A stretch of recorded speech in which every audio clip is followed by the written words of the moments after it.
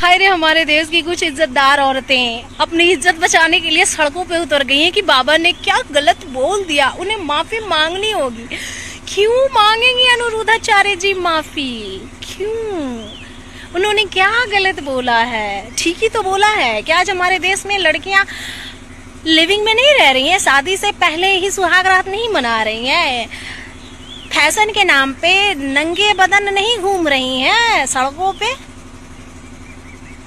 4 boyfriend नहीं पाल रही हैं। तो जब उन्होंने सच बोल दिया तो काफी महिलाओं को चुभ गया। देखिए, अरे जो सड़कों पे धरना देने वाली औरतें हैं ना, ये कोई शरीफ औरतें नहीं है, इतना भी याद रखिए। क्योंकि जो अगर शरीफ होगी ना, उसको इस चीज से मतलब ही होगा ही नहीं, उसे अपने काम से मतलब होगा।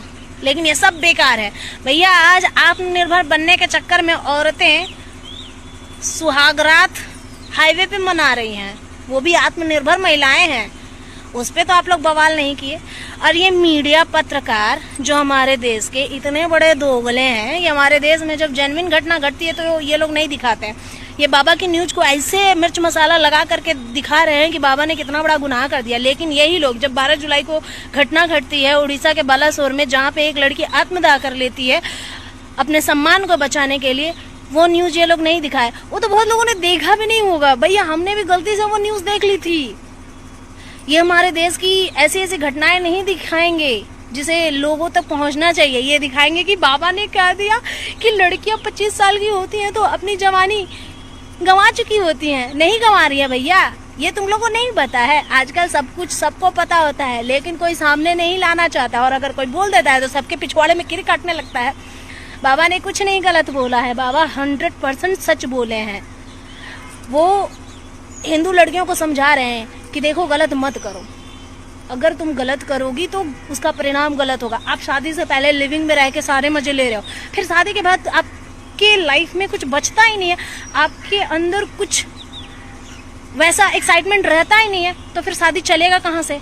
आप लोग पहले ही खा पी के मौज मस्ती कर लेते हो, और जब आपको जिम्मेवारी मिलती है तो आप लोग त्राइमाम आए बाबा आए दादा करने लगते हो, फिर रिश्ता टिकता नहीं है।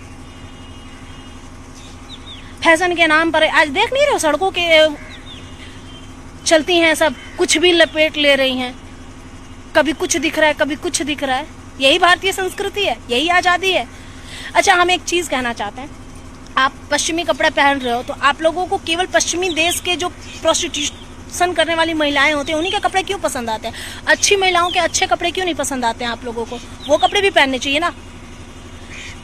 मेरा एक भतीजा इंग्लैंड में है, हमने उससे पूछा था कि बाबू हम तो कभी नहीं गए हैं, लेकिन सच में वहाँ पे इससे कपड़े, तो बोलते हैं कि एक कहावत सुनी हो ना, उजड़ा गांव में ऊंट आए तो लोग है बलबल्ले है। हमारे देश की वही हालत है। लोग सुन के ये बॉलीवुड वाले जो दिमाग में डाल देते हैं ना, वही इन लोगों को लगता है कि ऐसे ही होता है।